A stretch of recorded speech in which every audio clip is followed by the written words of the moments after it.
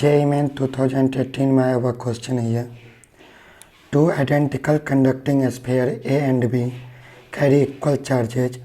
They are separated by a distance much larger than their diameter and the force between them is F. A third identical conducting sphere C is uncharged. Sphere C is first touched to A, then to B and then removed. As a result, the force between A and B would be equal to। तो इस question में हमको दो identical sphere दिया हुआ है। पहले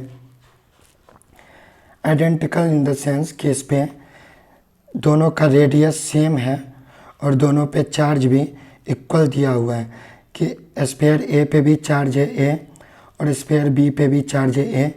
दोनों के बीच में कुछ डिस्टेंस है और इस चार्ज की वजह से जो कूलम्ब फोर्स लग रहा है वो लग रहा है F इक्वल टू के Q1 Q2 bye are square, तो के Q square upon D square. अब क्या बोला गया है कि जो ये स्फीयर A है उसको पहले एक आइडेंटिकल स्फीयर C से टच कराया जाता है। तो जब हम A को C से टच कराएंगे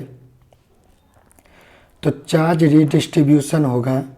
A पे पहले चार्ज है Q और C पे चार्ज है 0, अनचार्ज है, तो रीडिस्ट्रीब्यूट होकर दोनों पे इक्वल चार्ज बटेगा क्योंकि दोनों आइडेंटिकल हैं।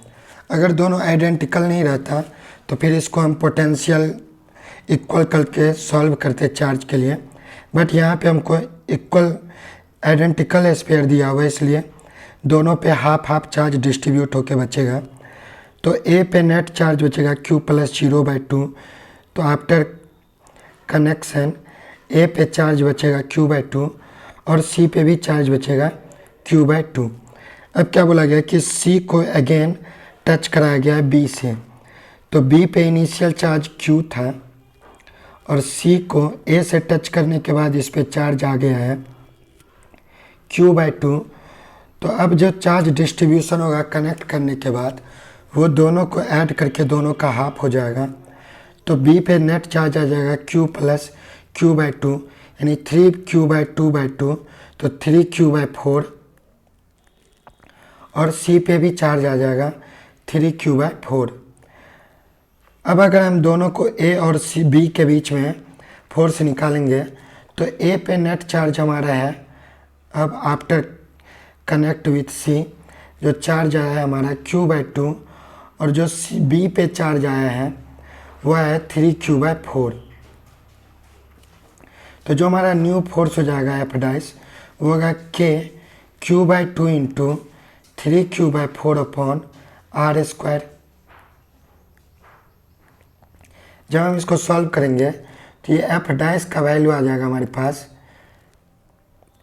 3KQ/8R²।